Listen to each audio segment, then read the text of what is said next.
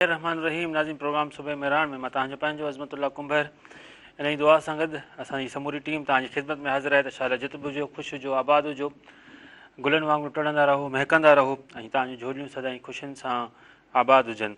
अॼु 28 ज़ुल्हज जुमतुल मुबारक तव्हां सभिनी खे जुमतुल मुबारक जूं लख लख वाधायूं हुजनि ऐं हिन जुमतुल मुबारक जी सदके असीं तव्हांजा कम आसान करे तव्हांजूं मुश्किलातूं आसान करे ऐं असांखे पंहिंजी दुआउनि में यादि रखिजो। नाज़रीन, मुहर्रम उल हराम जे पाण तमामु वेझो आहियूं। सुभाणे मुहर्रम जो चंडु ॾिठो वेंदो ऐं अॼु 28 ज़ुल्हज थी चुकी आहे। इहे ॾियारा तमामु अहम ॾियारा आहिनि ऐं हर अक़ीदो ऐं हर मज़हब इन्हनि ॾियारनि जी तमामु घणो एतिराम कंदो आहे, तमामु घणो जेको आहे उन्हनि ते पंहिंजे ॾुख ऐं अफ़सोस जो जेको आहे मामिलो जेको ई सानियो थियो आहे दुनिया जी तारीख़ में, जॾहिं खां दुनिया वजूद में आई हिन खां वॾो अहिड़ो को सानियो न थियो आहे। सो इहे ॾींहं वेझा आहिनि, पाण इन्हनि ते बि ॻाल्हाईंदासीं। गॾो गॾु जेको प्रोग्राम बि तमामु अहम ऐं कराए थो थियणु वञे पियो, पर हुन खां पहिरीं तव्हांखे ख़बर आहे त प्रोग्राम जे पैटर्न जे हवाले सां तव्हांखे अहम ख़बरूं ॿुधाईंदा आहियूं असां। काल्ह जेका वॾे में वॾी ख़बर हुई, काल्ह जेका सिंध में इन जंहिं ते बहस हली रहियो उहा हुई जेका घोटकीअ में अदालत लॻी। घोटकीअ में क़बीलाई सरदारनि जेको आहे पंहिंजी अदालत लॻाई। पाकिस्तान जा कानून हिकु पासे, पाकिस्तान जूं अदालतूं हिन पासे, पाकिस्तान जूं आला अदालतूं हिकिड़े पासे, पर क़बीलाई सरदारनि गौहर पैलेस में पंहिंजी अदालत लॻाई जिते 24 खूननि जो जुर्गो कयो वियो। अजमल सावंत खां पोइ जेको सॼो मामिलो थियो आहे या उनखां पहिरीं जेको सावंत सुंदराणी जेको तकरार आहे उनजो निबेरो थियो ऐं उन निबेरे में जेको आहे 24 खूननि जी बहार जी जेको आहे उहा 36 करोड़ रुपया मुक़ररु कई वई।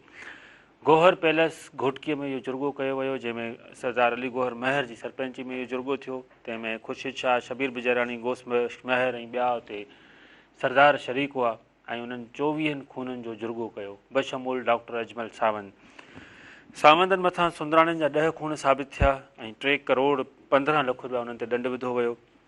अहिड़ी रीति सुंदराणियुनि मथां सावंतनि जा 12 खून साबित थिया जिन जा 3 करोड़ 12 लख रुपया दंड विधो वियो। शहीद अजमल सावंत जी पाण ॻाल्हि कंदासीं। जेको सॼो मामिलो आहे जेको हिन महवर आहे, राति देरि ताईं जेके इहे नतीजा आया पे, तमामु वॾी हुते अदालत लॻल हुई ऐं शहीद अजमल सावंत जेको आहे प्रोफेसर डॉक्टर शहीद अजमल सावंत जे खून जो बि जुर्गो कयो वियो।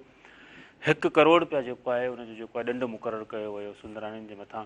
ऐं गॾो गॾु हिकिड़ो वकील असांजो दोस्त आहे पंहिंजो उनजो बि नूर इलाही जेको आहे सावंत, उनजो बि जुर्गो थियो, उनजो बि 1 करोड़ रुपया दंड मुक़ररु कयो वियो। शहीद अजमल सावंत एॾो वॾो माण्हू जंहिं AI में जंहिं PhD कई, इन वक़्तु सॼी दुनिया में जेको आहे जेको हले पियो AI ऐं जदीद टेक्नोलॉजी में जेको PhD करे फ्रांस मां ॿियनि केतिरनि ई मुल्कनि मां आयो, खेसि केतिरियूं ई आछूं हुयूं ऐं हू चवंदो हुयो, तव्हां अॼु बि हुन जूं ऑडियोज़ जेके आहिनि सोशल मीडिया ते फेसबुक ते मौजूदु आहिनि, हू अची हुन चयो त मूंखे जेको आहे 2-2, 3-3 करोड़ रुपया आछ कई वई त अची असांजी कंपनी में जेको आहे छा चवंदा आहिनि तव्हां कमु कयो, असांखे पंहिंजूं ख़िदमतूं ॾियूं। महीने में 5-5 करोड़ रुपया उनखे आछूं हुयूं, पर उनखे क़तलु कयो वियो, बेदर्दी सां क़तलु कयो वियो, सिंध जे शऊर खे क़तलु कयो वियो। सॼी सिंध जेको आहे हिकिड़े पासे बीठल डॉक्टर अजमल सावंत जे क़तल ते। ऐं काल्ह जुर्गाई सरदारनि जेको आहे 1 करोड़ रुपये में उनजो जुर्गो करे छॾियो आहे। इन समूरे मामले ते जेतिरो ॻाल्हायूं घटि आहे, जेतिरी मज़म्मत कजे घटि आहे। ऐं उनजा वार साईं बिरादरी ऐं इहे क़बीलाई जेके सरदार आहिनि ऐं जुर्गाई सरदार आहिनि उहो त इहे चवनि था त वधीक खून जी खां बचण लाइ इहो जुर्गो कयो वियो, पर उन जे पोयां ॿिया बि मामला आहिनि, ॿियूं बि धुरियूं आहिनि, ॿियूं बि ताक़तूं आहिनि जंहिं ते असां अॼु शाम जो अॼु जी ॻाल्हि मेहरान TV ते प्रोग्राम 7 खां 8 वॻे ताईं जेको आहे उहो थींदो, स्पेशल उन सॼे मामले ते हूंदो, उहो तव्हां ज़रूरु ॾिसिजो।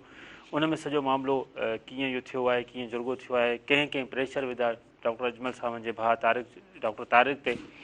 सो इन सॼे मामले ते पाण तफ़सीली पंहिंजे प्रोग्राम में ॻाल्हाईंदासीं, अॻिते वधंदासीं ऐं पंहिंजो सेनेट जी ॻाल्हि कंदासीं। सेनेट में इलेक्शन तरमीमी बिल जेको आहे 2024 उहो मंज़ूरु थी वियो आहे। इहो असेंबली में पेश थियो, हुन खां पोइ काल्ह सेनेट में पेश कयो जिते पिणु PTI वारनि ऐं ॿियनि जेको आहे मुखालिफ़ धुर जेको आहे उहो एहतिजाजी मुज़ाहिरा कया, हंगामो कयो, सख़्तु मुखालफ़त कई, पर इन बावजूदु जेको आहे ऐं PTI जो त इहो मौक़ुफ़ हो त हाउसफुल बि कोन्हे को, कोरम बि पूरो कोन्हे को, तव्हां कीअं था मंज़ूरु कयो। उन जे बावजूदु जेको आहे इहो इलेक्शन तरमीमी बिल 2024 मंज़ूरु थी वियो। अॼु सॼे मुल्क में पेट्रोल डीलरनि जे हवाले सां पाण ॻाल्हि कंदासीं त सॼे मुल्क में पेट्रोल डीलरनि एहतिजाजी मुज़ाहिरो ऐं हड़ताल मुज़ाहिरा करे रहिया आहिनि ऐं हड़ताल आहे सिंध जे बल्कि सॼे मुल्क में केतिरनि ई शहरनि में जेको आहे पेट्रोल पंप बंदि आहिनि ऐं पेट्रोल डीलर्स जो चवणु आहे त जेके तव्हां ॻाढ़ा टैक्सिस असांजे मथां लागू कया आहिनि, ॻरियूं लेवीज़ जेके पेट्रोल लेवी आहे उहा तव्हां जेको आहे लागू कई आहे, तंहिंखां पोइ असांखे बचति नथी थिए ऐं असांखे जेको आहे मुश्किलातुनि में तव्हां विधो आहे। इन जे करे पेट्रोल डीलर्स जेको आहे उन्हनि एहतिजाजी मुज़ाहिरे जो ऐलान कयो आहे, अॼु सॾु ॾिनो आहे, हड़ताल आहे। कराची, हैदराबाद समेत केतिरनि ई शहरनि में, सिंध शहरनि में पेट्रोल पंप बंदि आहिनि। गॾोगॾु मुल्क जी पाण ॻाल्हि कंदासीं त केतिरनि ई मुल्कनि केतिरनि ई शहरनि में सननि जी तादाद में पेट्रोल पंप बंदि आहिनि, जंहिंजे करे आम माण्हुनि खे जेको आहे उहो मुश्किलातुनि जो मुंहुं ॾिसणो पइजी रहियो आहे। जेके हाईवे ते सफ़र करे रहिया आहिनि उन्हनि खे तमामु घणी मुश्किलातुनि जो मुंहुं ॾिसणो पइजी रहियो आहे। गुलशन हदीद जी पाण ॻाल्हि कंदासीं। कराची में कल्ह गुलशन हदीद वारे इलाइक़े में पुलिस फायरिंग करे हिकु औरत खे क़तलु करे छॾियो। केटी बंदर जे ॻोठ कर्मी समूह जो ॻोठु आहे, उतां जा रहवासी हुआ, हीउ ख़ानदान हुयो। इहो कराचीअ में डॉक्टर खे ॾेखारणु विया हुआ, उतां वापसि ॻोठु आया पिए त पुलिस जेको आहे गाॾीअ ते फायरिंग कई, जंहिंमें हिकु औरत मौक़े ते ई क़तलु थी वई ऐं हिकु औरत ज़ख़्मी थी पई, जिन खे इस्पताल मुंतक़िल कयो वियो। अञा ताईं जेको आहे इन क़तल जो केस दाख़िल न थी सघियो आहे। पुलिस छो हुन ते फायरिंग कई, छो औरत खे क़तलु कयो, अञा ताईं उनजा सबब साम्हूं न अची सघिया आहिनि। तंहिंखे हिन वक़्तु ताईं 18 कलाक थी चुका आहिनि ऐं अञा ताईं जेको आहे इहो मामिलो अञा ताईं डिस्क्लोज़ न थियो आहे। ऐं पुलिस जेको आहे दरंदनि वांगुरु जेको आहे फायरिंग करे हिकु बीमार औरत खे जेका अस्पताल वई उनखे गोलियूं हणी क़तलु करे छॾियो। कंदकोट में पाण ॻाल्हि कंदासीं। कंदकोट में चयो पियो हुयो त पुलिस ऑपरेशन पिया कयूं धाड़ेलनि जे ख़िलाफ़ु, उते पिणु फायरिंग में जेको आहे हिकु औरत मारिजी वई आहे, जंहिंजो पिणु जेको आहे को अतो पतो के चवनि था त पुलिस चवे थी त ॾोहारनि जी गोलीअ में मारिजी वई आहे। ॾोहारी जेका मुतासिर धुर आहे उहो चवंदा त पुलिस जी गोलीअ में फायरिंग में मारिजी वई आहे औरत, उते पिणु तकरार हलंदड़ आहे। इहो पाण सिंध जी ॻाल्हि कंदासीं। हिकु भेरो ॿीहर साईं मुराद अली शाह साहिबु कल्ह सिंध विजन तहत पंहिंजो 15 सालनि जे तरक़ियाती कमनि जे बाबति हिकिड़ी तफ़सीली ब्रीफिंग ॾिनी। पाण उन्हनि ब्रीफिंग ॾिनी तफ़सील उते हिकिड़े अहम होटल में, जेको आहे मुंहिंजे ख़्याल में उहो नज़र त होटल पे आयो, उते वॾी स्क्रीन लॻाई वई जंहिं ते तस्वीरुनि जी सूरत में मुराद अली शाह साहिबु ब्रीफिंग पे ॾिनी। हुन ॿुधायो त थर कोल जेको आहे हुन पाकिस्तान जी क़िस्मत बदिलाए छॾी आहे। 3240 मेगावाट जेको आहे थर मां बिजली पैदा थी रही आहे, जेका मुल्की हुन में वञे पई, नेशनल ग्रिड में वञे पई। गॾो गॾु हुननि चयो त असां नंगर, पारकर ऐं कोहिस्तान में 113 डेम ठाहिया आहिनि ऐं इहो बि ॿुधायो त असां स्कूल जेके ॿोॾि में लुड़ी विया हुआ उहे नवां तामीर कराया आहिनि। असां बंदनि जी जेको आहे 2022 जी ॿोॾि खां पोइ बंदनि जी बहाली कराई आहे। अहिड़ी त केतिरा ई उन्हनि पंहिंजा प्रोजेक्ट्स ॾेखारिया। प्रोजेक्ट्स में हुननि पंहिंजी तफ़सीली ब्रीफिंग ॾिनी, ॿुधायो त असां ऐं हुनजा पस मंज़र बि हुननि ॿुधाया पे। समूरनि ते मामलनि ते ब्रीफिंग ॾिनी ऐं उन में वापारी बि मौजूदु हुआ उन तक़रीब में, त ॿिया बि मिनिस्टर्स बि मौजूदु हुआ, साञा मंद बि मौजूदु हुआ ऐं ईअं जेको आहे मुराद अली शाह साहिबु सिंध विजन तहत पंहिंजी ब्रीफिंग ॾिनी ऐं हुन ते कमेंट्स बि उन्हनि खे आया ऐं मुख़्तलिफ़ मामलाउनि था। पाणी खोट जे हवाले सां पाण ॻाल्हि ॿोल्हि कंदासीं त सिंध जे शहरनि में पाणी जी तमामु घणी खोट पैदा थी वई आहे, तमामु घणी खोट। कल्ह बि जेको आहे सिंध जे मुख़्तलिफ़ शहरनि में एहतिजाजी मुज़ाहिरा कया विया। नेशनल हाईवे खे मुख़्तलिफ़ हंधनि ते ब्लॉक कयो वियो। ख़ासि करे राधण कैनाल जी ॻाल्हि कंदासीं त राधण कैनाल जूं समूरियूं शाखूं बंदि कयूं वियूं आहिनि। उते जेको आहे पंहिंजो पाणी जेको आहे पुछड़ीअ में बि नथो पहुचे, त जेके मुंड जा आबादगार आहिनि उहे पिणु दाहूं करे रहिया हुआ ऐं पाणीअ जी खोट सबबु हिकिड़े पासे 20 ॾींहंनि खां वठी सखर बैराज बंदि हुई, त ॿिए पासे पाणी जी मथां वधीक खोट, अञा ताईं पाणी न पहुतो आहे, जंहिंजे करे आबादगारनि खे, ज़मीनदारनि खे, सिंध जी ज़राअत खे अरबे रुपयनि जो नुक़सानु थियो आहे, अरबे खरबे रुपयनि जो नुक़सानु थियो आहे। ऐं कल्ह बि केतिरा ई मुज़ाहिरा कया विया। आबादगारनि पाण साण जो चिता ॾिनो, केतिरनि हंधनि ते छिकताण थी। मुज़ाहिरनि जे करे जेको आहे मुसाफ़िरनि खे परेशानी जो मुंहुं ॾिसणो पियो। जेके माण्हू जेके ॿाहिरिनि पासनि खां सफ़र करे रहिया हुआ, निटण उस में, सख़्तु गर्मीअ में, औरतुनि ऐं ॿारनि सुधो जेको आहे उहो रोडनि ते दरबदर थींदा रहिया ऐं बेहाल थी विया। केतिरा ई माण्हू जेको आहे उहो बेहोश थी विया। अहिड़ी खोड़ ख़बरूं आहिनि जंहिंजो असां तव्हां सां ज़िक्र कंदासीं ऐं मुख़्तलिफ़ मामलनि ते पाण डिस्कस कंदासीं। जुमतुल मुबारक जी फज़ीलत ऐं उनजी बरकतुनि ते पाण ॻाल्हाईंदासीं। पर हिकिड़ो नंढो ब्रेक आहे, ब्रेक खां पोइ वरी पाण जल्दी वापसि अचूं था, काॾे बि न वञो।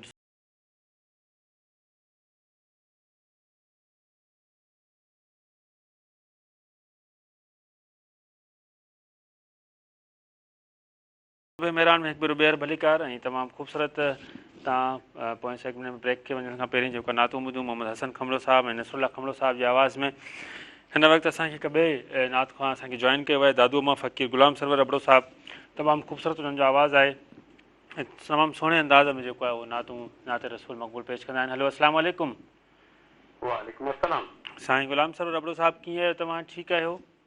अल्हम्दुलिल्लाह, अल्लाह जा शुक्र। तव्हां ख़ुशि आहियो? अल्हम्दुलिल्लाह, असां तव्हांखे सुबुह महिरान में भलीकार चऊं था। तव्हांजी वॾी महिरबानी, तव्हां असांखे जॉइन कयो ऐं असांजे नाज़रीन खे तव्हां छा ॿुधाए रहिया आहियो? असां वरी महबूबनि करीमनि जे शान में नात शरीफ़ कयो। बिस्मिल्लाह बिस्मिल्लाह। जी साईं। जी साईं, बिस्मिल्लाह कयो साईं, ॿुधाइजो।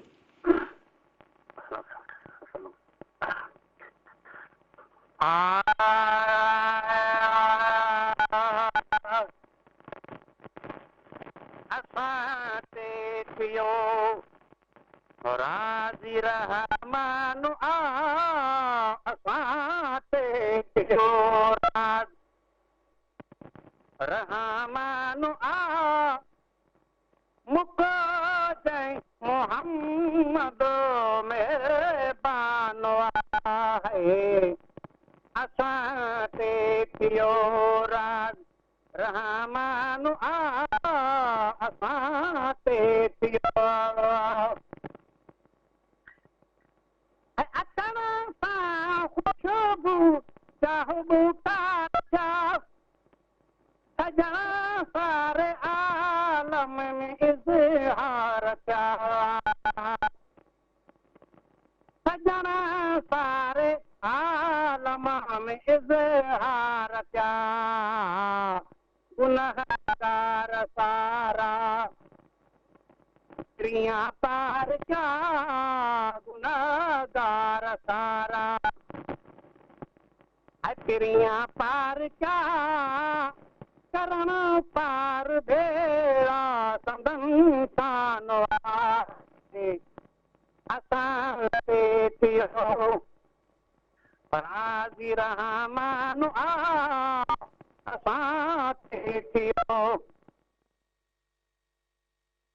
सुभान अल्लाह, तमामु ख़ूबसूरत फ़कीर गुलाम सरवर रबड़ो साहिबु। साईं इन खां अलावा ॿी का नात ॿुधाइणु चाहींदा? हलो, साईं जी लाइन शायदि डिस्कनेक्ट थी वई आहे। फ़कीर गुलाम सरवर रबड़ो साहिबु असांखे लाइन ते मौजूदु हुआ। तमामु सुहिणे अंदाज़ में जेको आहे नात शरीफ़ मक़बूल पेश कई ऐं गॾोगॾु उन्हनि खां पहिरीं मोहम्मद हसन खमलो साहिबु ऐं नसरुल्ला खमलो साहिबु उन्हनि पेश कई। हिकिड़ी न्यूज़ असांजे साम्हूं अचे पई, ॿुधाए पियो वञे त पाकिस्तान जेको आहे उहो इसराइली हमला बंदि करण जो जेको आहे मुतालबो कयो आहे। शंघाई ताउन जो जेको इजलास हुयो उहो उन में पाकिस्तानी वज़ीर आज़म शहबाज़ शरीफ़ साहिबु मौजूदु आहिनि। उन हवाले सां पाकिस्तान उते पंहिंजो मौक़ुफ़ु रखियो आहे त गज़ा ते जेको इसराइली हमला आहिनि उहे बंदि कया वञनि ऐं तमामु वॾो ज़ुल्म थी रहियो आहे फ़लस्तीन ते, गज़ा ते, ऐं इसराइल जेको आहे पंहिंजे हुन में हदुनि में रहे ऐं पाकिस्तान जो इहो मौक़ुफ़ु हुयो त इहे जेके हमला आहिनि मुकमल तौर ते बंदि कया वञनि, इंसानी हक़नि जी भञ कड़ी आहिनि ऐं गॾोगॾु सॼी दुनिया में जेको आहे परेशानी जो ऐं जेको सबबु आहे ऐं सॼी दुनिया हुन ते अॻु ई मुतालबो करे चुकी आहे। पाकिस्तान बि हिकु भेरो ॿीहर इहो ई मुतालबो कयो आहे त इहे गज़ा ते इहे हमला बंदि कया वञनि। सो अहिड़ी रीति खोड़ ख़बरूं आहिनि, खोड़ ॻाल्हियूं आहिनि जेके तव्हां सां शेयर करणियूं आहिनि। अॼु जुमेतुल मुबारक जो बाबरकत ॾींहुं 28 ज़ुल्हज, हिन जे हवाले सां पाण ॻाल्हाईंदासीं ऐं मुख़्तलिफ़ मौज़ुअनि ते पाण ॻाल्हाईंदासीं। हिन वक़्तु ताईं जेके ख़बरूं अचनि पियूं उहो इहो ई आहे त बरसातूं जेके आहिनि उहे तमामु तेज़ीअ सां पइजी रहियूं आहिनि। ख़ासि करे बलूचिस्तान में गुज़िरियल हफ़्ते बि तमामु वॾो नुक़सानु थियो, केतिरा ई माण्हू फ़ौत थिया, केतिरा ई माण्हू ज़ख़्मी थिया, केतिरा ई घर सभनि जी तादाद में लुड़ी विया। अञा ताईं उहो पाणी न निकितो आहे त राति देरि सां हिकु भेरो ॿीहर जेको आहे उते बरसाति जो सिलसिलो शुरू थी वियो आहे जेको हिन वक़्तु ताईं जारी आहे। KPK में बि जेको आहे केतिरनि ई शहरनि में बरसाति जेको आहे हेठियां ई इलाइक़ा ॿोड़े छॾिया आहिनि। पंजाब में बि जेको आहे उहो मामला सही न पिया ॿुधाया वञनि, उते ॿुधाए पियो वञे त केतिरा ई इलाइक़ा पाणी हेठि अची चुका आहिनि। अॼु सिंध जे हवाले सां ॿुधाए पियो वञे त सिंध जे केतिरनि ई शहरनि में जेको आहे बरसाति जो इम्कानु आहे। हिन वक़्तु तव्हांखे मूं सवेल बि ॿुधायुमि त कराची, हैदराबाद, टिन मोहम्मद खान जे भर पासे में इहे ख़बरूं अची रहियूं आहिनि त बादल आहिनि ऐं बरसाति जो इम्कानु आहे। सो ईअं खोड़ ख़बरूं तव्हां सां डिस्कस करणियूं आहिनि ऐं नंढे ब्रेक लाइ चयो पियो वञे, ब्रेक वठी ऐं छा चवंदा आहिनि न छा चवंदा टाइम आहे या भले तव्हां ॻाल्हायो। सो मुख़्तलिफ़ मामला आहिनि ऐं ख़ासि करे डॉक्टर अजमल सावंत वारे मामले ते पाण ईंदासीं। हिन वक़्तु ॾिठमि पिए ब्रेक में त सोशल मीडिया मुकमल तौर ते भरियलु आहे त डॉक्टर अजमल सावंत ते जेको आहे जेको जुर्गो थियो आहे इहो न थियणु घुरिजे आहे। हूअं बि जुर्गा सिस्टम जेको आहे उहो हिन मुल्क जे लाइ सही न आहे, हिन सिंध जे लाइ सही न आहे। हिन ते अदालतुनि तरफ़ां पाबंदियूं आयूं आहिनि, मुख़्तलिफ़ मौक़नि ते जेको आहे केसिस बि दाख़िल थिया आहिनि। सरदार मंज़ूर पंवर ते बि जेको आहे केस दाख़िल थिया, FIR दाख़िल थी, पैरल कोर्ट हलाइण जे हवाले सां। अहिड़ी रीति विच में हिन ते ठापुर आई पर हिकु भेरो ॿीहर हाणे जेको आहे हुन ते पंहिंजो जुर्गनि जो सिलसिलो जेको आहे तेज़ी सां जारी आहे। अदालती सिस्टम जेको आहे उहो जेको उन ते मतिलबु आङुर खॼूं रहियूं आहिनि त अदालती सिस्टम जेको इंसाफ़ जो निज़ाम आहे उन में शायदि देरि आहे, उन में शायदि डिले आहे, उन में जेको आहे इंसाफ़ नथो मिले, तंहिंजे करे जेको आहे माण्हू जुर्गनि न वञनि था। हिकिड़ो मौक़ुफ़ इहो बि आहे। पर ॻाल्हि इहा आहे त जेको हेॾो सारो सिंध जो शऊर हुयो, हिकिड़े पासे बीठो प्रोफेसर डॉक्टर शहीद अजमल साहबनि जे करे, उन खां पोइ हेॾा सारा एहतजाजी मुज़ाहिरा थिया। उनजो आख़िरी ॾींहुं थियो त उनजे सिर जो जेको खून जो जेको सौदो हो उहो 1 करोड़ रुपए में थियो। तमामु अफ़सोसनाक ॻाल्हि आहे ऐं जेतिरो ते ॻाल्हाइजे तमामु घटि आहे, तमामु घटि आहे, ऐं हिन जी जेतिरी मज़म्मत कजे तमामु घटि आहे। कॉल जे हवाले सां चयो पियो वञे। हलो, अस्सलाम वालेकुम। हलो, शायदि कॉल डिस्कनेक्ट थी वई आहे। ख़बरुनि जो टाइम अची थियो आहे, पाण हलूं था न्यूज़ स्टूडियो। न्यूज़ स्टूडियो मां ख़बरूं ॿुधी जल्दी वापसि अचूं था।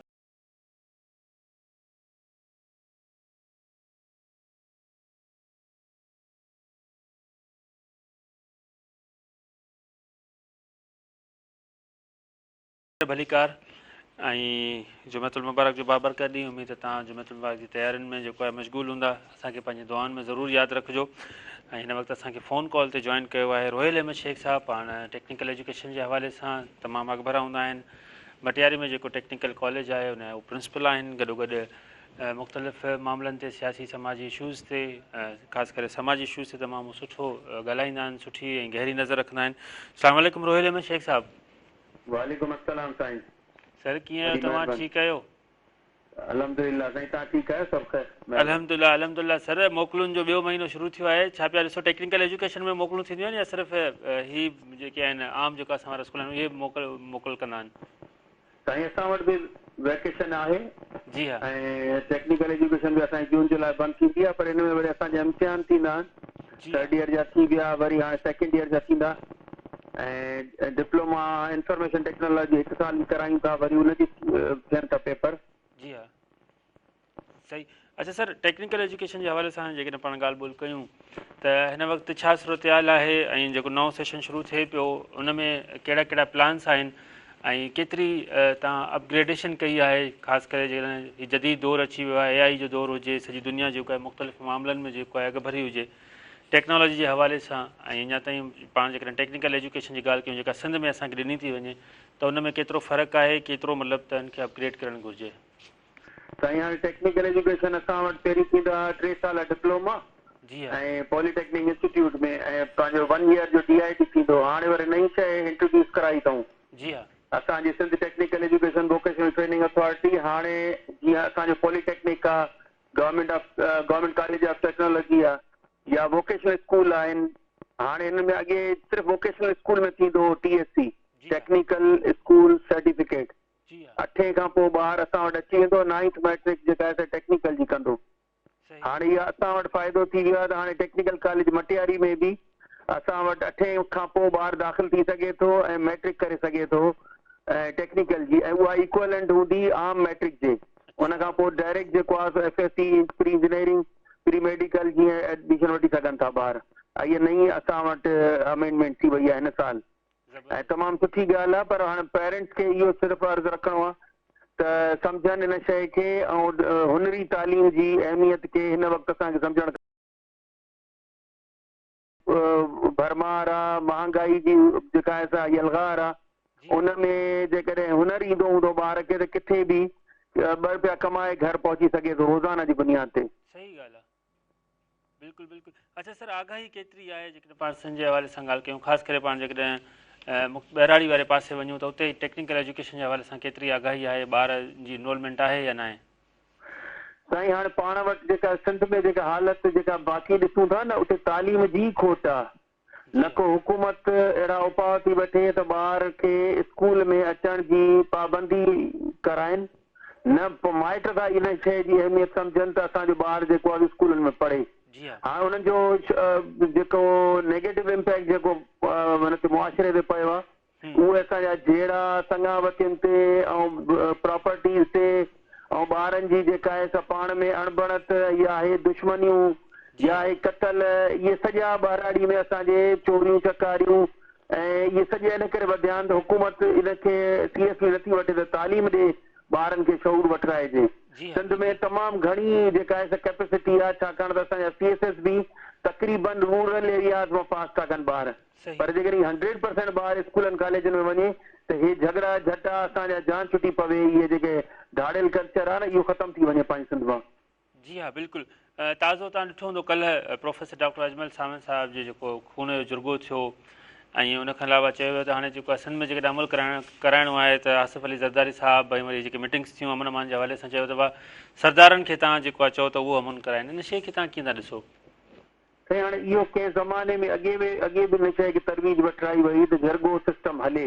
जी हा। हाणे जेकॾहिं जरगो सिस्टम हले थो त पोइ अदालतुनि जी कहिड़ी ज़रूरत आहे, पुलिस जी कहिड़ी ज़रूरत आहे ऐं हुकूमत जी कहिड़ी ज़रूरत आहे? जी हा। पर जेकॾहिं ॾिठो वञे त जेकॾहिं हिकिड़ो जरगो सिस्टम जंहिं असांजे लाइ हिकिड़ो वॾो जेको आहे कमु कयो आहे ऐं ॿ धुरियूं जेके ठही पयूं आहिनि, पर हाणे जेकॾहिं इन्हनि में इन्हनि जी दुश्मनियुनि में ॻोठनि जी दुश्मनियुनि में ऐं तालीम जी कमी जे करे अजमल सावंत जहिड़ा माण्हू जिन जी क़ीमत अनमोल आहे, माना उहा करोड़नि में कोन्हे। मूं ॾिठो पिए, मूंखे अंदाज़ो हो त हिते जेको आहे सो 3 करोड़ लाइ घणा हुननि खे पर हेड ॾिना विया आहिनि, 20 लख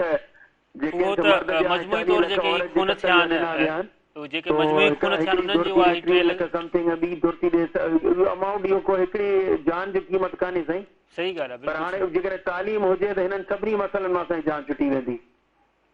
सही बिल्कुलु।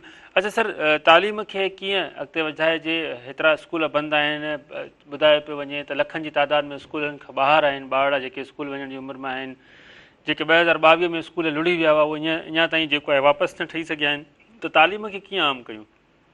साईं मां हिकिड़ो हिन में असेंबली जो ॿुधो, हिननि क्लिप शेयर कयो हो सिंध असेंबली जो। जी हा। को मिनिस्टर हो जंहिं सलाह ॾिनी असांजे सरदार शाह साहिब खे। जी हा। त हर ज़िले जा जेके आहिनि त हुननि खे MNA खे 6 स्कूल जेके आहिनि हुननि जे हवाले करे छॾियो। उन्हनि जी ॾियण वठण, खाधो पीतो, संभाल सार सभु जेका आहे उहो मिनिस्टर कंदा ऐं हिकिड़े मिनिस्टर जो वस न आहे त हिन हज़ारे स्कूलनि खे संभाले सघे। ईअं ई इहा ई सलाह हिन खे अॻिते वधाईंदे असां पंहिंजे टेक्निकल लाइ बि इहो मशवरो ॾींदासीं त जेकॾहिं जीअं मटियारी जान हुननि जी MPs MNAs जे हवाले करे छॾनि ऐं सक्कर जा, हैदराबाद जा, बदीन जा, त मां सम्झां थो त सार संभाल थी पई। त हाणे असांजो इदारो टेक्निकल पॉलिटेक्निक मटियारी जेको आहे पोइ 10 सालनि खां रिपेयर ई कान थी आहे, सॼो इदारो जुड़ी वियो आहे। असां चई बीठा आहियूं नथो ठहे। इहे जेकॾहिं असांखे MNA MPA लोकल हुजे त मां वञी घर पहुचांसि जेकॾहिं रोज़। जी हा बिल्कुलु सही। इहो त आहे ज़ाहिर तालीम खे जेसिताईं असां अॻिते न वधाईंदासीं। सर, टेक्निकल एजुकेशन जी पाण ॿीहर ॻाल्हि कंदासीं त हुन में सहूलियतूं केतिरियूं आहिनि, उते इक्विपमेंट आहिनि न आहिनि या पुराणा थी विया आहिनि, उन ते प्लीज़ ॿुधाइजो। ओवरऑल सिंध ते तव्हां नज़र विझो। साईं हाणे असां वटि तक़रीबन 25 साल पुराणो असां वटि इक्विपमेंट पियो आहे ऐं जेको आहे सो थोरो घणो मुंहिंजो ख़्याल आहे कंप्यूटर में असांजो थोरो मटा सटा आई आहे कोर्स जी। बाक़ी जेके डिप्लोमा साइड ते 3 इयर्स असां वटि काई चेंज न आई आहे हिन वक़्तु। ऐं असांखे खपे उहा चेंज खपे माहौल जे हिसाब सां, टाइम जे हिसाब सां, ॿारनि जी अप्रोच जे हिसाब सां। जी गैजेट्स अची विया आहिनि त उन हिसाब सां असां नई टेक्नोलॉजी इशू करायूं ऐं नई टेक्नोलॉजी ॿारनि खे पढ़ायूं।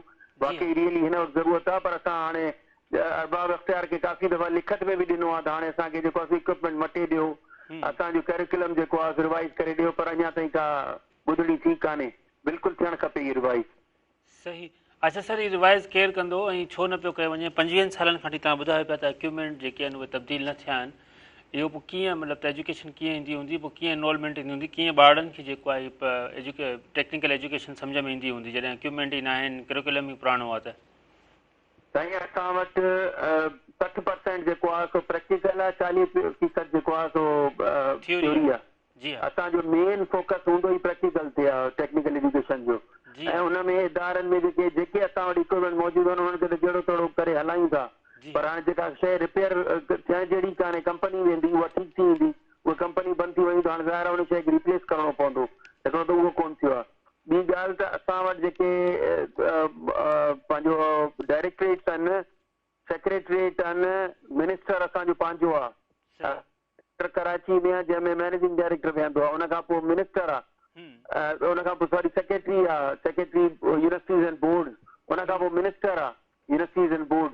असां वटि पूरी हिरारकी आहे। जेकॾहिं उहे हिकिड़ी लहज़े में हिकिड़ो हुकुम सादिर कनि त सभु शइ अवेलेबल थी वेंदी। सही। केरु मतिलबु त कंदो या मतिलबु ज़ाहिर लिख पढ़ त थी आहे केतिरनि ई सालनि खां वठी, मुंहिंजे ख़्याल में जेको मूंखे इतला आहिनि, त छो न पियो कयो वञे? किथे हर्डल्स किथे आहिनि या इंट्रस्ट न आहे को? जेके मथे वेठल आहिनि सेक्रेटरी खां वठी मिनिस्टर लेवल ताईं या एडिशनल सेक्रेटरी या वरी जेके ॿिया दोस्त आहिनि असांजा? साईं ओवरऑल मां तव्हांखे मन वांगुरु हिकिड़े मिंट में हिकिड़ी शइ ॿुधाए छॾियां जी त असांजी सिर्फ़ु नियत ठीक थी वञे न पढ़ाई जी तरफ़. ऐं जीअं वालदेन बेफ़िक्र आहिनि पंहिंजो औलाद जी पढ़ाई खां, तीअं अरबाब अख़्तियार असांजी हुकूमत बेफ़िक्र आहे पढ़ाइनि खां. जी हा स्टाफ बि आहे, बिल्डिंग्स बि आहिनि, हल्को फुल्को जेको बि पुराणो सुराणो मटीरियल बि पियो आहे, ॿाहिरि नथो अचे. जी या इदारनि जो जेको आहे सो पुठिते पइजी विया आहिनि, ख़राब थी विया आहिनि, उन्हनि जी मरमत नथी थिए. त सिर्फ़ु नियत जी खोट आहे. असांजी हुकूमत जेकॾहिं हाणे ॿिया सुठा कम था कनि, हिननि इस्पतालूं सिंध गवर्नमेंट पीपी जी सुठी करे छॾी आहे. मुराद अली शाह साहिब जेको आहे सो इस्पतालुनि खे बहितर करे छॾियो आहे. ऐं इन ई तरीक़े सां ॾिसो त तव्हां रोड रस्ता बि कल्ह हिकिड़ी प्रेज़ेंटेशन ते ॾिनी मुराद अली शाह साहिब जो. असांजो ही विजन आहे. उन विजन में एजुकेशन कोन्हे. एजुकेशन जेकॾहिं वज़ीर आला पंहिंजे तौर ते खणे त बाबा जेके MP MNAs आहिनि इलाइक़े जा, उहे छिके रखो कम खे. असां विज़िट कंदासीं, इदारा चेक कंदासीं, स्टाफ मौजूदु आहे, बिल्डिंग ख़राब आहे, स्टूडेंट्स कोन्हनि. उनजो ॾोह जेको आहे सो कंहिंजो आहे? मूंखे ॿुधायो त हुकूमत जेकॾहिं 1 मिंट में ठीकु करे सघंदी सभु शइ. हक़ीक़त आहे बिल्कुलु. जेकॾहिं हुकूमत चाहे त 1 मिंट में तब्दील करे सघे थी. सॼी सिंध जे अमन अमान जे हवाले सां पाण जेकॾहिं ॻाल्हि ॿोल कयूं त जेको सॼो मुल्क ॿरे पियो ऐं रोज़ अगवा, रोज़ धाड़ा, रोज़ जेको आहे फुरलुट, इन जे हवाले सां रोहिल अहमद शेख साहिब तव्हां छा चाहींदा? साईं, हाणे रोज़ धाड़ा फुरू वधंदा रहंदा जेसि ताईं माण्हुनि खे रोज़गार जी जेका आहे का उमेद या आसरो न रहंदो. रोज़गार माना हिकिड़ी थी वई मज़दूरी, कार मैकेनिक, इहे थी विया जाहिल माण्हुनि जे लाइ. हिकिड़ा जेके न अणपढ़ियल आहिनि माण्हू, उन्हनि लाइ मज़दूरी वञी कनि. तमामु महिनत जो कमु आहे सॼो ॾींहुं. ऐं गाॾी जे हुन ते रिपेयर ते वेठा हुजनि या दर्ज को कमु. हे जेकॾहिं तालीमी याफ़्ता क़ौम खे करे छॾनि त किथे वञी कंप्यूटर ऑपरेटर थिए, किथे वञी को स्टेनोग्राफर थिए, किथे वञी जेको आहे सो लेक्चरर थिए, को प्रोफेसर थिए, को स्कूल जो टीचर थींदो. त सॼो दाड़ो फुरू ऐं तव्हांजी अनरेस्ट जेका आहे न मुआशिरे में ख़तमु थी वेंदी. हिननि ॿारनि खे इंसेंटिव ॾियो. असां वटि हिकिड़ो टेक्निकल एजुकेशन में असां वटि हिकिड़ो मैनेजिंग डायरेक्टर साहिबु आयो, हुन हिकिड़ो दफ़ो इहो ॻाल्हि कई त जीअं ॿाहिरनि मुल्कनि में ॿार जेॾी महिल इदारनि में अचनि था त उन्हनि खे खाधो पीतो ऐं जेको आहे सो उन्हनि खे जेका आहे कपिड़ा वपड़ा बि ॾिना था वञनि. माइटनि खे उन्हनि जो सीधो सौदो था पहुचाइनि महीने जो, ताकी चाइल्ड लेबर ख़तमु थिए. त जेकॾहिं हुकूमत इन्हनि लाइ सोचे, जेकॾहिं ॿारनि खे पहुचाए स्कूलनि में, ऐं हे जेको बेनज़ीर कार्ड था ॾियनि, इन कार्ड जे थ्रू उन्हनि खे चऊं बाबा उन्हनि खे मिलंदा जिन जा ॿार स्कूलनि में वेंदा, उहो असांखे ॾियो, प्रूफ ॾियो, अटेंडेंस ॾियो, त तव्हांखे जेको आहे 2,500 रुपया महीनो ॾियूं या 3,000 रुपया महीनो ॾियूं ॿार पढ़ाइण ते. मां चवां थो अहिड़ो ॿार दौड़ंदा पहुचंदा तव्हांजे स्कूलनि में, ऐं ही सॼा तव्हांजा जेके आहिनि क्राइम जेके सोसाइटी जा आहिनि सभु ठीकु थी वेंदा. सही ॻाल्हि आहे, बिल्कुलु हक़ीक़त आहे. जेसि ताईं असां ॿारनि में शऊर न ॾींदासीं ऐं ॿारनि खे जेको आहे तालीम ॾींदासीं त ही असांजे जेके अमन अमान जी सूरत आहे इहा बहितर न थींदी. तालीम खे अॻिते न वधाईंदासीं त तेसि ताईं असां पंहिंजे औरतुनि ते, ॿारनि ते ज़ुल्म कंदा रहंदासीं. तव्हांजी वॾी महिरबानी रोहिल अहमद शेख साहिबु, तव्हांजी वॾी महिरबानी. रोहिल अहमद शेख साहिब जी तव्हां ॻाल्हि ॿोल ॿुधी ऐं उन्हनि जेको इंकिशाफ़ कयो वॾो, त तालीमी इदारनि में जेके टेक्निकल एजुकेशन आहे, हर ज़िले में टेक्निकल कॉलेजिस आहिनि जेके तव्हांखे हुनर सेखारीनि था, मुख़्तलिफ़ डिप्लोमा कराईंदा आहिनि. उते गुज़िरियल 25 सालनि खां वठी जेके इक्विपमेंट आहिनि उहे पुराणा थी विया आहिनि, 25 साल पुराणा थी विया आहिनि, अञा ताईं उहे तब्दील न थी सघिया आहिनि. हीअ दाऊं कंदा रहनि था उस्ताद, प्रिंसिपल्स ऐं ॿिया जेके इंतिज़ामी मामला आहिनि उहे दाऊं कंदा रहनि था, पर अञा ताईं जेको आहे उते इक्विपमेंट न आहिनि ॾिना वञा. ऐं उहो चयो पियो वञे त असांजी 60% जेको मामला आहिनि उहे उन ते आहिनि. असां प्रैक्टिकल आहे, 40% थ्योरी आहे जंहिंमें ॿारनि खे लिखणु सेखारियो वेंदो आहे, लिखण जी तालीम जेका थ्योरी हूंदी आहे, पर 60% प्रैक्टिकल आहे. ऐं प्रैक्टिकल छा थो थिए, जॾहिं असां वटि उते इक्विपमेंट ई न आहिनि, जॾहिं असां वटि उते साज़ो सामान ई कोन्हे को, त कीअं ॿार जेको आहे बिजलीअ जे बोर्ड ते तजुर्बो कंदा, या मैकेनिकल इंजीनियरिंग जेके पाण चवंदा आहियूं, कीअं इंजण ते, कीअं मोटरसाइकिल ते, कीअं उन ते जेको आहे ॿी कीअं जेको मशीनरी ते जेको आहे उहो तजुर्बो कंदा. उहो तमामु वॾो अलमियो आहे ऐं ज़रूरत इन ॻाल्हि जी आहे. ऐं थियण बि ईअं घुरिजे त हीअं जॾहिं अगस्त में स्कूल खुलणु वञनि पिया, नओं सेशन शुरू थियणु वञे पियो, त उनखां पहिरीं समूरनि स्कूलनि में दर्सी किताब बि पहुचाया वञनि, त हीअ जेके इक्विपमेंट आहिनि उहे बि पहुचाया वञनि, जेके प्रैक्टिकल जा जेको सामान आहिनि उहे बि पहुचाया वञनि. ॿी सूरत में ज़ाहिर ईअं रड़ियूं थींदियूं, 6 महीने ताईं रड़ियूं थींदियूं, उनखां पोइ इम्तिहान थींदा, पहुचायो वेंदो. त हाणे बसि जेको मास्तरनि पढ़ायो आहे उन मां ई पेपर वठो. ऐं पोइ असांजो जेको गुज़िरियल 4-5 सालनि खां वठी जेको मामिलो हले पियो असांजी तालीम में, उहो इहो ई आहे त असां वटि दर्सी किताब पहुचनि कोन्ह था, असां वटि सामान नथो पहुचे, असां वटि इक्विपमेंट नथा पहुचनि. इन करे साल जेको आहे तालीमी साल आहे उहो पूरो नथो थिए. हिकिड़ी ॿी तव्हांखे मां ख़बर ॿुधायां बर्तानिया जे हवाले सां, त बर्तानिया में आम चूंडूं हुयूं ऐं आम चूंडुनि में हिन वक़्तु ताईं ॻणप जारी आहे जेके हींअर ख़बरूं पहुतियूं आहिनि ऐं आम चूंडनि जे हवाले सां लेबर पार्टी खे हिन वक़्तु फतह थी आहे। 14 सालनि खां पोइ कंज़र्वेटिव पार्टी जो जेको दौरु आहे उहो पुॼाणी ते पहुतो आहे ऐं इन हवाले सां रशी सोज़िक जेको आहे हुन पंहिंजी शिकस्त क़बूल करे वरिती आहे।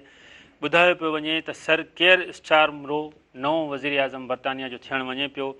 हिन वक़्तु ताईं बरतानिया जी जेका असेंबली आहे उन मां 650 सीटुनि मां 629 सीटुनि जा नतीजा अची चुका आहिनि। तंहिंमां लेबर पार्टी 466 सीटूं जेको आहे खटे वरितियूं आहिनि। गैर हतमी गैर सरकारी नतीजा जेके आहिनि इहे आहिनि ऐं ॿुधायो पियो वञे त हुकूमत ठाहिण जे लाइ 326 सीटूं घुर्बल हूंदियूं आहिनि, पर लेबर पार्टी जेको आहे 400 खां वधीक जेको आहे सीटूं खटे ऐं हुकूमत ठाहिण जी पोज़ीशन में अची वई आहे। ऐं जेका ॿी पार्टी आहे कंज़र्वेटिव पार्टी आहे उन पंहिंजी शिकस्त बि क़बूल करे वरिती आहे, उनजो ऐलान बि करे वरितो आहे। रशी सोज़िक आहे जेको कंज़र्वेटिव पार्टी जो, उन चयो आहे त असां पंहिंजी शिकस्त क़बूल कयूं था ऐं नेक ख़्वाहिशुनि जो इज़हार कयूं था। सर केयर स्टार जेको आहे उनखे वज़ीर आज़म नओं वज़ीर आज़म जेको आहे उहो चूंडियो वेंदो। उनजे हवाले सां जेको आहे ॻाल्हि ॿोल हली रही आहे। हिन वक़्तु बसि कुझु ई सीटुनि जा जेका नतीजा रहियल आहिनि बरतानिया में आम चूंडनि जे हवाले सां तमामु वॾी जेको आहे गहमा गहमी आहे हुते। तमामु घणे तादाद में लखनि जी तादाद में माण्हू हिन वक़्तु रोडनि ते आहिनि जेको जश्न मल्हाए रहिया आहिनि पंहिंजी हिमायती पार्टियुनि जा। ऐं घणे भाङे जेको आहे तमामु वॾी तब्दीली आई आहे। 14 सालनि खां पोइ हिकिड़ी पार्टी खे शिकस्त थी आहे, तमामु वॾी तब्दीली आई आहे, तमामु वॾो जेको आहे इहो चेंज ओवर थियो आहे। ऐं लेबर पार्टी खे मज़दूरनि जी पार्टी खे जेको आहे उहा सरसरी हासिलु थी आहे। मज़दूरनि जी पार्टी जेका आहे उहा हुकूमत ठाहिणु वञे पई। ऐं ॾिसो पढ़ियल लिखियल मुल्क आहिनि कीअं पंहिंजो जेको आहे बुतनि खे टोड़नि था, कीअं जेको आहे जेके देवमालाई बुत आहिनि 14 सालनि वारा उनखे जेको आहे ईअं किराइनि था ऐं ज़मीन बोस कनि था ऐं तब्दीली आणनि था। हीअ घणे भाङे जेका तब्दीली आहे उहा नौजवान ई आणींदा आहिनि। असां बि हिन मुल्क में जॾहिं इलेक्शन जो मामला हुआ, चूंडूं आम चूंडूं हुयूं, जनवरी जे महीने खां वठी बल्कि डिसंबर जे महीने खां वठी असां इहे रड़ियूं पिया कयूंसीं, दाऊं पिया कयूंसीं त पंहिंजे वोट जो सही इस्तेमालु कयो, वोट जो सही इस्तेमालु कयो। उहो न थियो त हाणे तव्हां ॾिसो पिया त हिन बजट में तव्हांजे मथां टैक्सिस केतिरा लागू कया विया आहिनि, महांगाई केतिरी थी आहे। उनखां पोइ बिजली हाणे तव्हांजी सुभाणे महांगी थी वेंदी, 5 रुपया फ़ी यूनिट कल्ह हुनजी मंज़ूरी ॾिनी वई आहे। जुलाई जा जेके बिल आहिनि उहे जेके तव्हांजो बिल 6000 ईंदो बिजलीअ जो बिल, हाणे उहो तव्हांजो 9000 बिल ईंदो। एतिरो डिफरेंस आयो आहे। 1000 रुपया मतिलबु फिक्स उहो बिजलीअ जे बिल ते बि लागू कयो अथऊं।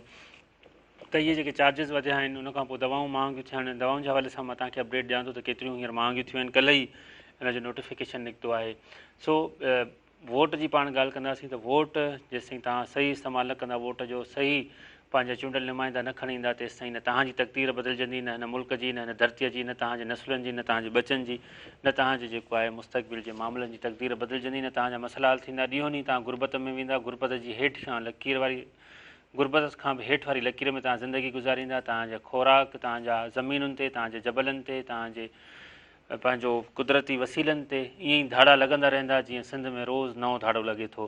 सो महिरबानी करे पंहिंजे वोट जो सही इस्तेमालु कयो। वक़्तु अञा नाहे वियो, तव्हां भोॻियो पिया, मूं समेत भोॻियो पिया, पर ज़रूरत इन ॻाल्हि जी आहे त पाण वोट जो सही इस्तेमालु कयूं, सुठा लीडर साम्हूं आणियूं। जेकॾहिं सुठा लीडर न आहिनि त पाण पंहिंजो हिसो कयूं, पाण पंहिंजे विच मां आणियूं। जीअं सॼी दुनिया में तव्हां पासे वारे मुल्क में ॾिसो, तव्हां यूरोप जे कंहिं बि मुल्क में ॾिसो, हींअर बरतानिया जा नतीजा तव्हांजे साम्हूं आहिनि। अमेरिका जूं इलेक्शन्स आहिनि सेप्टेंबर अक्टूबर में, उते तव्हां ॾिसजो त कीअं नतीजा साम्हूं अचनि था, कीअं तब्दीली अचे थी, कीअं वॾा वॾा देवमालाई बुत जेके आहिनि उहे किराया वञनि था। सो पंहिंजे वोट जो सही इस्तेमालु कयो।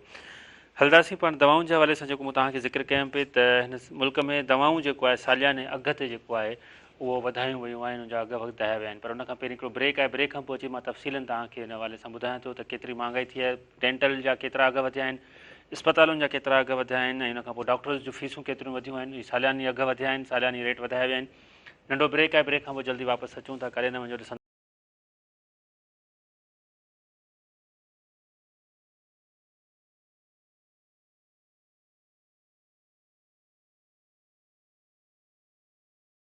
ॿेहर भली कार ऐं ब्रेक ते वञण खां पहिरीं असां तव्हांखे बरतानिया जे इलेक्शन जे हवाले सां ॻाल्हि ॿोल कईसीं पिए ऐं हुनखां पोइ दवाउनि जे हवाले सां। हिन मुल्क में दवाउनि जा अघ जेके आहिनि उहे सालियाना वधाया विया आहिनि।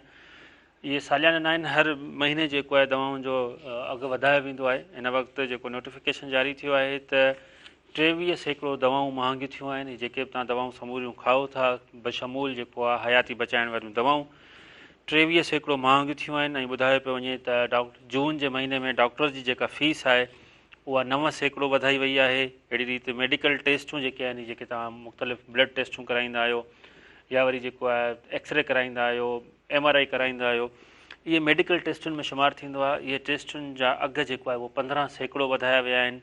अहिड़ी रीति डेंटल सर्विसिस, हीअ जेको तव्हां ॾंदनि जो इलाजु कराईंदा आहियो, वञी रूट कैनाल कराईंदा आहियो, ॾंद कढाईंदा आहियो, पॉलिशिंग कराईंदा आहियो, या वरी जेको आहे तव्हां मुख़्तलिफ़ जेके ॾंदनि जा आहिनि इलाज आहिनि, तारूं लॻाइण या ॾंदनि जो स्पेस ख़तमु कराइण, डेंटल सर्विसिस जेको आहे उहे बि 10% महांगी थियूं आहिनि।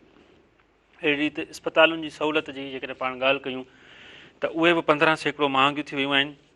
तव्हां वञी अस्पताल में कमिरो वठो था, अस्पताल में तव्हां इंजेक्शन लॻाइण वञो था, अस्पताल जी तव्हां का बि सहूलियत इस्तेमालु कयो था, उन जे मद में बि 15% इज़ाफ़ो थियो आहे। तमामु वॾो इज़ाफ़ो आहे। ऐं डेंटल जे हवाले सां 10%, अस्पतालुनि जी सर्विसिस ते 15%, मेडिकल टेस्टूं 15%, डॉक्टरनि जी जेका फ़ीस आहे उहा 10%, ऐं अहिड़ी रीति दवाऊं जेको आहे उहो 23% महांगियूं थी वियूं आहिनि। इहे हयाती बचाइण वारियूं दवाऊं मुख़्तलिफ़ वक़्तनि ते शॉर्ट कयूं वेंदियूं आहिनि। उन खां पोइ जेको आहे उन्हनि जा अघु जेको आहे 100% 200% वधाया वेंदा आहिनि हर 2 महीने 3 महीने। ऐं हाणे वरी सालियाने जेको आहे मद में जेको आहे उहो अघु वधाया विया आहिनि। डॉक्टरनि जी फ़ीस बि, ही मेडिकल टेस्टूं बि, ही समूरा मामला बि। ज़ाहिर हिन जो समूरो इम्पैक्ट जेको आहे उहो ग़रीब माण्हू त पवे थो। हीउ जेको ऑफिसर तबिको आहे उनजो इलाजु सरकारी सतह ते थींदो आहे। हीउ जेको प्राइवेट कंपनियुनि में जेके मुख़्तलिफ़ माण्हू कमु कनि था उन्हनि जो इलाज बि जेको आहे, जेकॾहिं उहे कंपनियूं रजिस्टर आहिनि, पंहिंजे उन ते क़ानून ते अमल कनि थियूं, समूरनि आलमी जेके पैरामीटर्स आहिनि उन्हनि ते कमु कनि थियूं, त पोइ हीअ जेके प्राइवेट तबिके वारा बि आहिनि, जेके बैंकुनि में कमु कनि था, मुख़्तलिफ़ कंपनीज़ में कमु कनि था, उन्हनि जे बि जेको आहे कार्ड ते पैनल हूंदो आहे, उहे बि जेको आहे अस्पतालुनि में उनजो इलाजु मुफ़्त थींदो आहे। पर जेको भोगे थो उहो ई माण्हू भोगे थो जेको ॻोठ में पंहिंजी मांडड़ी हलाए थो, जेको पंहिंजो दुकानु हलाए थो, रेज़ जो दुकानु हलाए थो, चौपायो माल जेको आहे उनजो खीर खपाए, गोश्त खपाए जेको आहे उहो पंहिंजो घर हलाए थो। जेकॾहिं को माण्हू ज़रात करे थो उहो जेको आहे भोगे थो। भोगे आम माण्हू थो जेको ॾियाड़ी ते मज़दूर आहे, जेको भठे ते कमु करे थो, जेको रोज़ु सिर तगारी खणे थो, उहो भोगे थो। ही समूरा जेके अघु आहिनि सम्झो उन्हनि ते ई लागू थिया आहिनि। बाक़ी सरकारी जेके बि मुलाज़िम आहिनि, जेके बि सरकारी ऑफिसर आहिनि, उहे घणे भाङे उन्हनि ते असरु न ई थींदो। अहिड़ी रीति प्राइवेट कंपनीज़ में जेको आहे उन्हनि ते बि एतिरो असरु न थींदो। अहिड़ी रीति हिकु ॿी जेका न्यूज़ आहे उहा इहा ई आहे त मुंहिंजो डॉक्टरनि चयो आहे त इहो जेको असांजो वधायो वियो आहे 10%, इहो बि घटि आहे। असांजे मथां टैक्सिस लागू कया विया आहिनि ऐं असांजे मथां जेको आहे ही मामला मड़िया विया आहिनि ऐं असां हिनखे क़बूल नथा कयूं। अञा असां वधीक फ़ीसूं, ऐं उहो बि तव्हां ॾिसंदा हूंदा त आम तौर ते डॉक्टर पंहिंजी मर्ज़ी सां ई फ़ीस वधाईंदो आहे। कहिड़ो सरकारी उन ते या जेको अथॉरिटीज़ आहिनि, ड्रग अथॉरिटीज़ या ॿियूं जेके अथॉरिटीज़ आहिनि उन्हनि ते अमल कंदा आहिनि। की हिन वक़्तु बि तव्हां हैदराबाद में ॾिसंदा त हिकिड़े डॉक्टर जी फ़ीस 1500 रुपया आहे, त ॿिए डॉक्टर जी फ़ीस 4000 आहे, कंहिंजी 5000 आहे। जेकॾहिं नालो वॾो थी वियो आहे त अञा वधीक फ़ीस आहे, पोइ उनखां पोइ नंबर मिलण में वॾी मुश्किल हूंदी आहे। डिप्रेशन जे हवाले सां ॻाल्हि ॿोल कंदासीं इन मेडिकल जे हवाले सां, त हिन मुल्क में जेको आहे डिप्रेशन तव्हां ॾिसो पिया त हर 3 माण्हू डिप्रेशन जो शिकार आहे। डिप्रेशन में वञी जेको आहे उनखां पोइ जी आख़िरी जेका हद आहे उहा पंहिंजे पाण जो अंत आणणु आहे, ख़ुदकुशी करणु आहे। नई तहक़ीक़ आई आहे जंहिंमें इहो ॿुधायो पियो वञे, आलमी तहक़ीक़ आहे उहा त 3427 माण्हुनि ते हिकु भेरो ॿीहर तजुर्बो कयो वियो त डिप्रेशन जा जेके हिन वक़्तु जदीद दौर में जेके असर आहिनि उहे कहिड़ा आहिनि, उनजा जेके सबब आहिनि उहे कहिड़ा आहिनि। ॿुधायो पियो वञे त डिप्रेशन में जेके असर हिन वक़्तु आया आहिनि, जेके सबब आहिनि, उन्हनि में हीउ जेको असांजो ज़हरीलो माहौलियाती मामिलो आहे उहो बि आहिनि। हीअ जेको ज़हरीली असांजे माहौल में गैसिस आहिनि, उनखां पोइ ज़हरीला जेके खाधा आहिनि उन्हनि खे बि जेको आहे उन्हनि कयो आहे। ऐं हिकिड़ी चयो पियो वञे कॉल रिसीव कयोसीं, डिप्रेशन जो पाण ॻाल्हि ॿोल कईसीं पिए त हीअ जेके 27 अंसर आहिनि जेके असांजे माहौल में मौजूदु आहिनि, 27 अंसर हिन वक़्तु डिप्रेशन जो मेन कारण आहिनि, जंहिंमें असांजो माहौलियाती तब्दीली तमामु अहम आहे। ऐं माहौलियात में जेके 27 जेके असांजा जेके मामला आहिनि, कॉज़िस आहिनि, उहे डिप्रेशन जो हिन वक़्तु सबबु आहिनि। जदीद जेका तहक़ीक़ आई आहे डिप्रेशन जे हवाले सां, सो पंहिंजे पाण खे डिप्रेशन खां बचायो। हीअ जेके माहौल आहे उनखे तव्हां जीअं सेट कंदा त तीअं ई तव्हांजा ही ॿिया सिहत जा मामला, डिप्रेशन जा मामला हल थी वेंदा। फ़ोन कॉल ते ॾिसूं था त केरु मौजूदु आहे। हलो, अस्सलाम वालेकुम। हलो जी, शकीला परवीन साहिबा सां गॾु मौजूदु आहिनि, कराची खां, नात खां आहिनि। कैसी हैं शकीला आप ठीक हैं? अल्लाह का शुक्र, बहुत बहुत शुक्रिया कि आपने अपने चैनल के तवज्जुह से जुमे के बाबरकत दिन में मदू फरमाया। जी जी बिल्कुल बिल्कुल, नात ख्वां हैं तो हम चाहेंगे कि आपसे हम कुछ सुने। जी जी बिल्कुल। जी जी बिल्कुल, बिस्मिल्लाह सबसे पहले देखने वाले नाजरीन से इल्तमास है اور چینل میں جتنے لوگ بیٹھے ہیں اس وقت ان سے بھی التماس ہے کہ بابرکت دین ہے، درود شریف کے نذرانے پیش کر لیجیے. اللہم صلی علی سیدنا مولانا محمد مبارک وسلم علیہ. بہت ہی پیارا کلام. جی ہاں.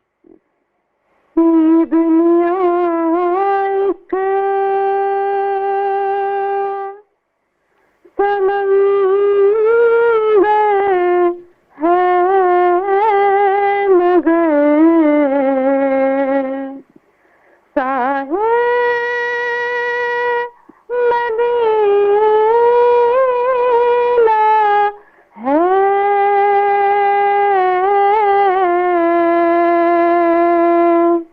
یہ دنیا ایک سمندر ہے مگر ساحل مدینہ ہے.